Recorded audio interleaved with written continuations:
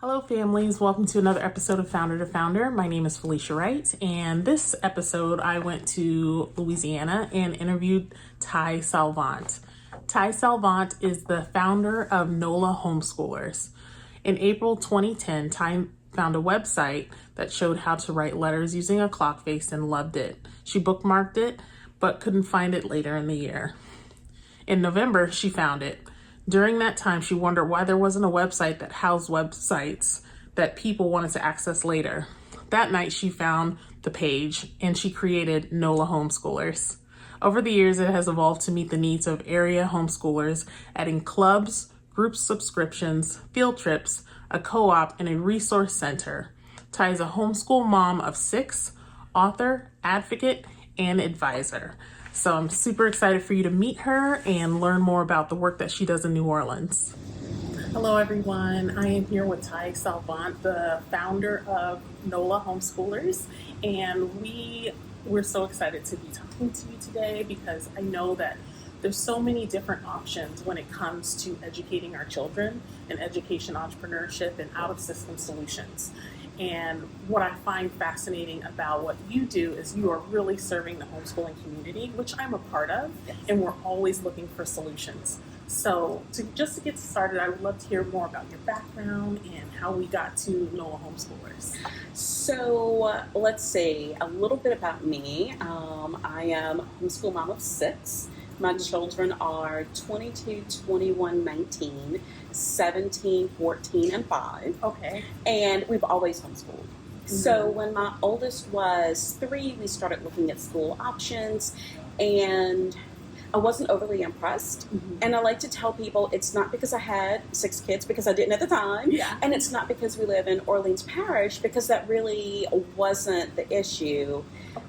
My background's in psychology. I remember taking an educational psych class where we looked at best practices around the world. Yes. And it was things that we still weren't doing here. Mm-hmm. And so that was just like a little seed that was planted. So when we started looking for schools, I remember thinking, okay, but well, what about this? Or mm-hmm. what about this? And we were looking for something that, quite frankly, didn't exist for us. Yeah. And I don't think it was just in Orleans Parish. I think that it's, in multiple different, exactly. So we started exploring different options. I found one school, an international school that had a Spanish immersion program, because I thought, okay, like, if he's going to go to a school, it should be a school that teaches him something that I can't. Yes. A second language, really important, but they didn't start until kindergarten, and he has a January birthday, so he would have been 6 by the time that he would have started. So it was like, well, what do we do in the meantime? Yeah. And we were, talking to friends and exploring options, and homeschooling kind of popped up. And initially I wasn't quite sure about homeschooling, but the more I looked at it, the more I fell in love with the idea. I read books about it and really, loved the thought of continuing what we had already started. Yes. Right? Because I think that one of the things that parents forget is that we are their first teachers. Mm-hmm. And we teach them so much. Yes. We teach them so much before they start school, right? But one of the books that I read, it had stories of different families and their homeschooling experiences, and there is one where the couple were not on the same page. Okay. So it was really important to me that my husband be on the same page with me with homeschooling. Okay. So we started having this conversation, and he had the same questions like everybody else does, right? Mm-hmm. What about socialization? Or weird. Exactly. And so we kind of delved into that and had lots of really big talks about that. Ultimately decided, okay, well, you can't really mess them up in pre-K, so let's try, right? Let's experiment. Right. And so one of the things that we decided was, if they were in a school, we would evaluate at the end of the school year if it was a good fit and if they continue. So we could do the same thing with homeschooling and just take that same approach, which we did. And Personally, I've never looked back. There was a point in time when my husband thought that the kids would, especially our boys, would end up in school, in high school. But what I found is that, the data speaks, right? Truly. And so, when they were 11 and 12 and took practice ACT and SAT tests and scored what average high school seniors were scoring, he was like, "You're good." Yeah. It took till high school to convince hubby. Well, not convince him, but just kind of like for him to let go of, like, you're going to do this through high school, like through 8th grade, and then we'd send him to high school. Okay. Right? Yes. So what I usually tell people when they want to get started with homeschooling is to, like, your first 3 things are to define education for yourself. Yeah. Right? Because that's the beauty and kind of scary part of homeschooling. Yeah. It's right? like, all these options. Exactly. But the thing is that I hear women complain about, well, we didn't get school done today because today we had to clean up the house. Well, for me, learning how to manage a house is a part of our education. So it's not a wasted day. You just focused on home economics today. In right? full disclosure, I went to college and there was kids that didn't know how to do their laundry. So it is learning, and it's a practical life skill. Yes. And so define education for yourself. The other thing is to, like, write down why you want to homeschool. Right? Come up with your top 3 reasons. Okay. Because on the days where it gets hard, and again, I've done this for 20 plus years. Yes. It will get hard days. Yes. But here's the deal: you have hard days at work. You have hard days in your marriage. You have hard days in every other aspect of life. So you will have hard days. Yes. And when you have those hard days, to go back to your top 3 reasons and say, okay, is school the answer? Right? Yeah. So if it's that they're too active, is school the answer? If it's that they had an attitude and they didn't want to do it, is school the answer? And if school isn't the answer, you need to go and look for a different solution. Right? And then I encourage people to understand their educational philosophy before they purchase a curriculum. Yes. Before they ask other people, well, what's the best curriculum? Because it's not going to work for you if you are not classical at heart and you do this program because everybody else is doing classical. Yes. You're going to hate it. Wait, what about? Right? So those are those 3 things. A little bit, again, about NOLA Homeschoolers and its creation. It really started as a website to house websites for future use. Okay. So back in 2010, like that April, I found this website that taught children how to write letters based on a clock face.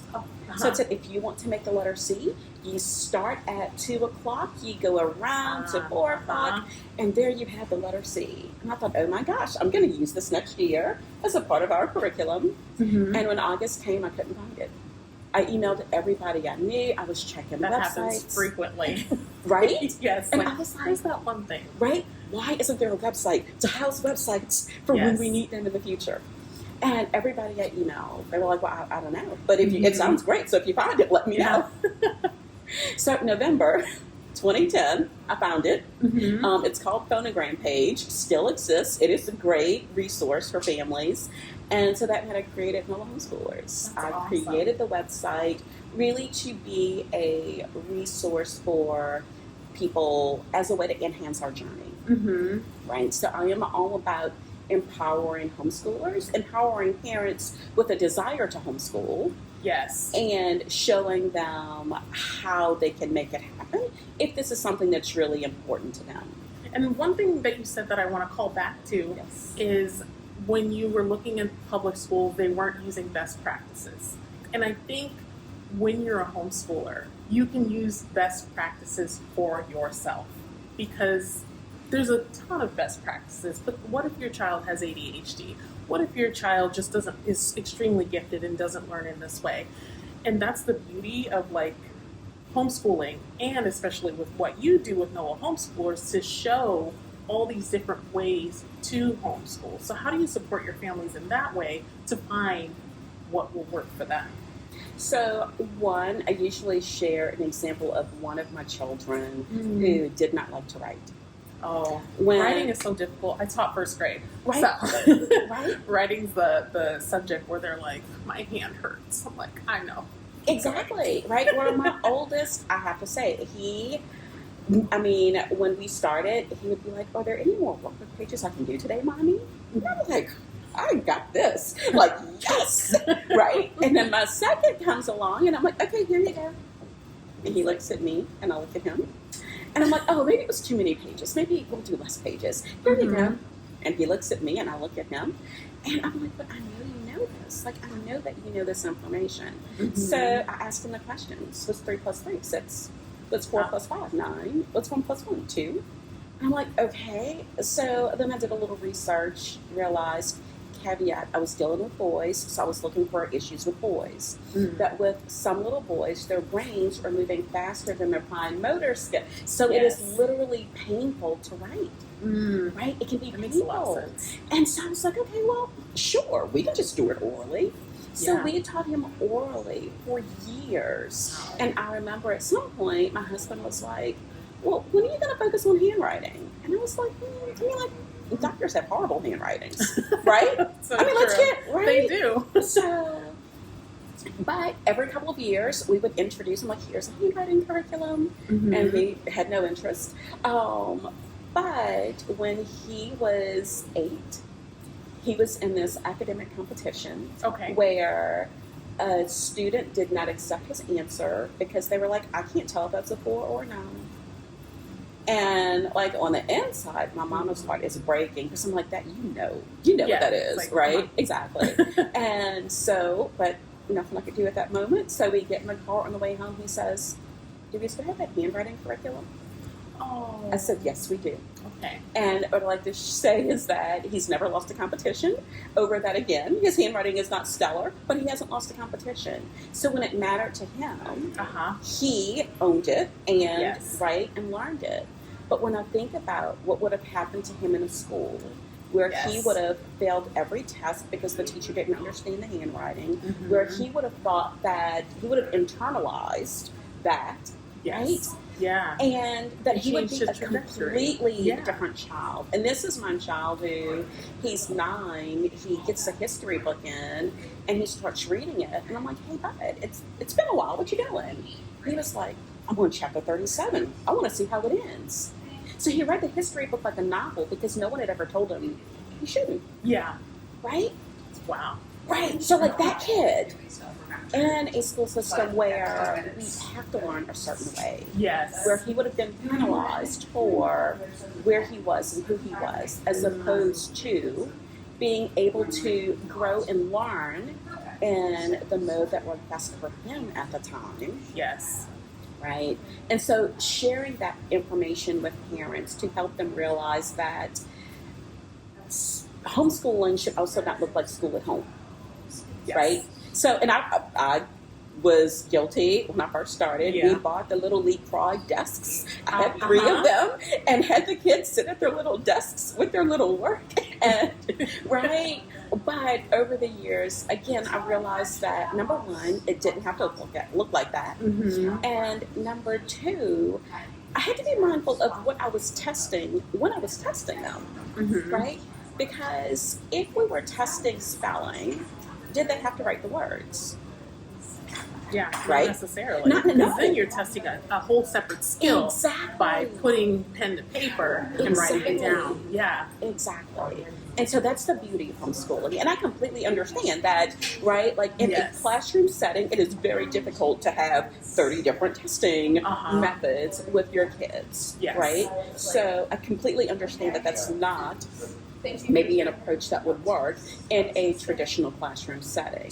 However, that's the beauty of homeschooling, is that you can do that.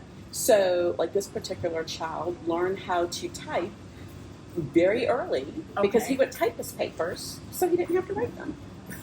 Right? That works. And the fascinating part of, at least with your son, I found that homeschoolers, small learning environment, they get the opportunity to develop that intrinsic motivation.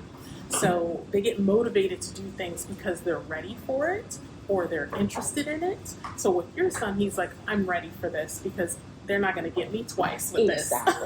Exactly. Yeah, and that's huge versus a lot of the times in the public school setting, at least with me, like we'd have to use these extrinsic motivations like, hey, do you want a lollipop? And that doesn't carry you through life. Right.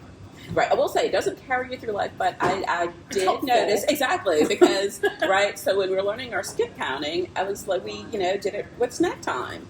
And it was like, you recite the 13s, you get 13 teddygrams. Yes. So he's like, I'm not doing 2s or 4s. Like 13s, 14s, 15s, Mama, I got those, right? So I will say that we strategically use those. Go back and forth. Exactly. But you do have many more tools in your toolbox for helping them. Yes. So I'm curious, like being here in New Orleans and Louisiana, so what does school choice look like for homeschoolers, at least in your opinion, in this state? Because it drastically varies from state to state. And I always find it fascinating going to different states like, oh, what's the homeschooling laws like? What's your school choice look like? Because coming from Nevada, like we don't really have school choice legislation. So I'm always fascinated to hear about that. Right. And so when I started, all these years ago, and some things have never changed, right? So in Louisiana, there are 2 ways to homeschool your children. You either register as a non-public, not seeking accreditation, which is basically a small private school, right? So you say, we are Salvant Academy. We have 3 students that we are homeschooling this year. Okay. And that's it. That's all that you do. When I get, a little pushback from people saying, there's no accountability. Like like how does that work? The big A word. But here's the deal. I have a different motivation. Like they have to get out of my house one day and become financially independent. Yes. So I am not going to push them along if they can't read because this does not help me or them. Right. So we've got to make sure that they are, educated enough and on track to, do what's next and whatever that looks like for them, whether it's college or a trade or going straight to work. It is, that they are prepared to do that. The other way that you can homeschool is through the home study option, which is where you would submit your information the same way that you would to a school with your birth certificate and immunization records. And at the end of each year, you would submit something stating that this is what we did this year. Whether it's a curriculum sample, work sample, standardized tests, a letter from a teacher stating that you have passed this grade. And you would do that every year. In Louisiana, there's no benefit at this point to homeschoolers to register home study until you get to high school. Because your last 2 years, if you register that way, you're eligible for TOPS, which is one of our state scholarship programs. Or in extreme circumstances where, if you have dual citizenship to another country and you plan on going back to that country and they require home study, then it would be beneficial for you to register that way. And as of today, there are no financial, benefits, assistance with homeschooling at all. So that's one of the things that I like to share with people, because when you say you're, contacted by this program who works with schools, so we're like, oh my gosh, here's another bucket. Let's reach out to these homeschoolers. And I was like, but you realize that we don't have a per student fund, right? That comes from your family budget. So everything that you do, you're on your own financially. But clearly with that also comes the freedom to make choices that you want to make as far as curriculum and programming. That's responsive to your child. Exactly. And it fits with your family, right? I think one of the harder things with homeschooling is that many of us start and say, oh my gosh, I want to meet the needs of my child. And you get into a good groove meeting the needs of this child. But then this other child comes along with completely different needs. And you were like, but this is what we do. Yeah. And they were like, well, that doesn't work for me. And you're like, but this is the program that we have chosen, right? And so it's really kind of following through and saying, oh, wait a minute. Okay, I have to like be willing to pivot if that doesn't work for subsequent children as well. Yes, and I find that parents, and I don't think, like, sometimes we think of ourselves this way, like we're such innovators when it comes to our children. It's like, okay, well, we got this one. At least I'll speak from my point of view. Right. When I had my first one, I was like, I got this down. I know exactly what to do. And then the second one came, I was like, I messed up. It's not the same. And that's the beauty of small learning environments and homeschooling, because we can do that. Yes. What have you found from your parents that is super helpful for them with NOLA Homeschoolers as far as like activating and figuring out how to respond to each individual child? So one, it's just admitting that and sharing that the same thing doesn't work for every child, because it's very easy from the outside looking in to be like, from the outside looking in that, well, like their family does this and this seems to work for their family, right? But you don't know what it looks like in that house where one kid is thriving, the other kid, I mean, it's like they're, pulling their hair out because they're so frustrated at being a part of this program. So it really is just being transparent and saying, hey, you know what? It may look different for different children in your house, and that's okay. Yeah. Right? So that's definitely, like, I think a good place to start. And then sharing resources on all sorts of, everything from teaching your child how to read to teaching math and understanding that different kids need different approaches based on their learning style and their comfort with material. I have some kids, most of my kids, did not need a lot of repetition in math. Okay. They just didn't. And so programs that were repetitive. I'm like... Exactly. Yeah, I think it's so boring. Right? But there are other kids who need that. And so one of the things I like to remind parents is just because one child needs it, it doesn't mean that your other 3 children need it. Right? Yeah. Just like finding, with reading, you may have a child who is dyslexic or somebody who's on a spectrum and they need some different tools to assist them in this area. Yeah. So just the freedom to be able to see that it can look different for different children in your house. Definitely. And I'm curious, like, what does the community look like for homeschooling families here in Louisiana? Do you find that, like, it's a tight-knit homeschooling community where they come out together and interact with different things, like such as museums and stuff? Like, what does that look like here? It's funny that it has changed so much over the past 20 years, where, I remember when I started, there were probably 3 or 4 like really big homeschooling groups where people kind of went into one of those groups based on religion or based on geography or based on whether or not you were looking for something that was more inclusive. Yeah. Right?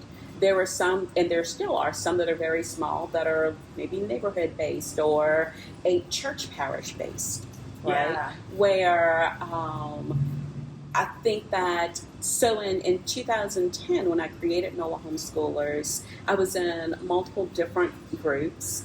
And what I noticed is that there wasn't a lot of communication or sharing of information between the groups. Okay. Right? Yeah. And so when NOLA Homeschoolers grew to do more things, it was really out of I think, need for the community to have access to more information, more opportunities. So, like, we started having field trips on Fridays because a lot of groups had field trips once a month. And I know that I found myself, if my kids hadn't finished their, schoolwork for the day, we still went on the field trip because that was your only opportunity that month to go, right? Oh, I see. Whereas when we had field trips weekly, right, I was like, well, if we didn't earn the opportunity to go on this field trip, then we just did not, right? And there was another opportunity the following week to do what we needed to do to go on the field trip. And there are, again, same, like several, I see like resurgence of new families, especially via social media, who are connected and getting together. Routinely, we have a large population of young homeschoolers. Okay. Right. Yes. So exactly. Right.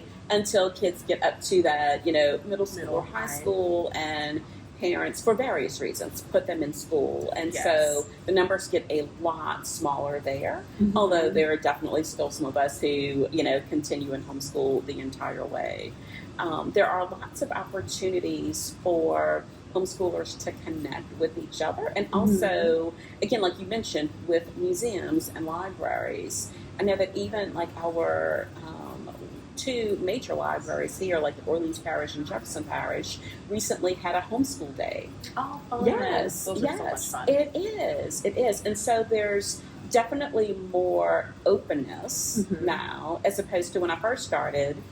Right, the libraries weren't like, oh, how can we help homeschoolers? Yes. Whereas now it's, hey, well, what do you need? We can have a day, we can do these activities, which is really beautiful to see how it's grown over the years. I've even experienced that in Nevada, where they were kind of like, the library was like kind of like stepping their foot in, like, how can we support you? But now there's homeschooling days and workshops specifically for homeschoolers. Yes. So that's what I love to see, that the community is coming together and being supported even more. Right. So one of the last questions I wanted to ask you, in your opinion, what do you see for the future of homeschoolers, NOLA homeschoolers? What would you like to see happen in Louisiana to further support homeschoolers in any out-of-system education model?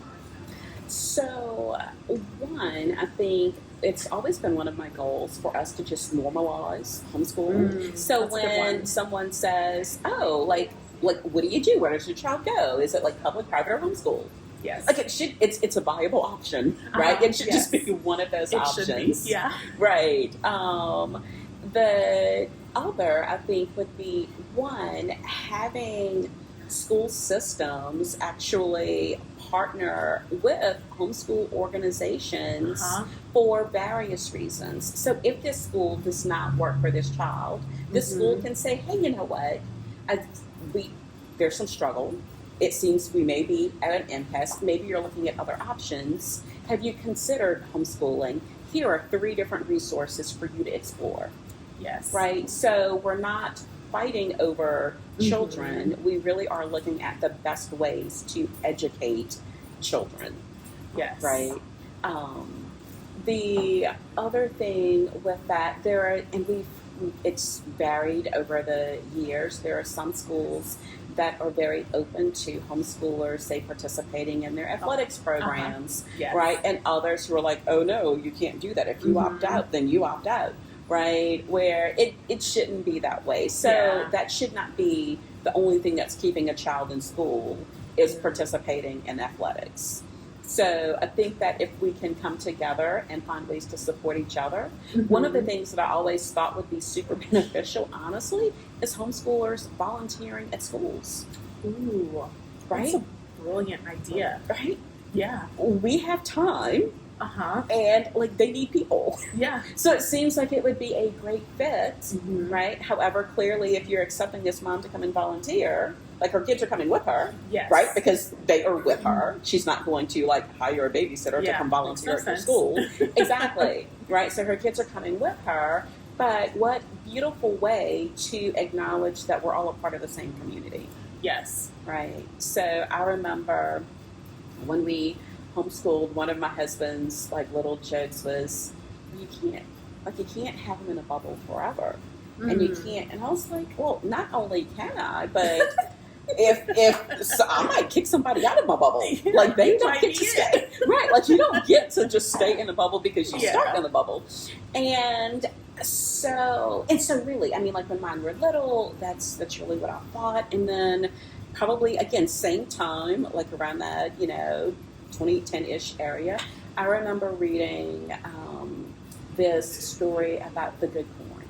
The good corn? The good corn. Okay. And this story goes, this farmer wins best corn every year. And so it's like 3-4 years in a row, and reporters like, oh, hey, Farmer Bob, like, how are you going to invest corn every year? He said, well, the first thing that I do is I go to the stores and I buy up all the best seed.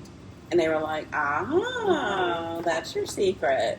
You buy it so your competition doesn't have it. He said, no, clearly you know nothing about farming. I buy it and I give it to all of my neighboring farmers. Okay. Because of cross-pollination, if they have better corn, right, we all have better corn. And that really changed my approach with homeschooling and the larger community, right? Okay. Because I knew what I was doing. Like, I know, like, the quality of the people that I was raising, right? I was like, but what about the surrounding families? Yes. What about the students at these other schools, right?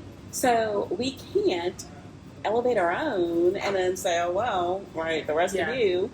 So it really is looking for opportunities to connect. So with that, we ended up partnering with a couple of different schools to do things together. We had a Girls on a Run class where we met at the school, and, you know, we got coaches who taught, like, our kids and their kids. Or like with academic games, we had a team and we met at the school and coached the kids at their school who were interested in participating as well. So there are definitely ways that we can come and work together. Yes. Right? That benefits all of us. And what you're saying, I'm even learning, because this is the first time I've heard of, like, this idea of cross-pollination and actually doing stuff with the schools. And you're absolutely right. It's like we're all one community, and we cannot separate from each other because we all live here. Right. This big green thing called Earth. Yes. So we have to help each other and get better together. Oh, that's so beautiful. Thank you so much. I really appreciate you, and please let everybody know where they can find you if they want to connect with you and all the fun things. Sure. So NOLA Homeschoolers.com. We have a Facebook page and a Facebook group for local members. There is a Instagram presence, although it's very scant. Can't be everywhere. Exactly. Or connect at NOLAHomeschoolers.com. The page is filled with a lot of online resources to help enhance this journey, because we don't need to recreate the wheel. That is the truth. For every family that comes on. Thank you so much. You're welcome. And please reach out if you have any questions for Ty, and just check out the website and see how NOLA Homeschoolers can help you wherever you may be.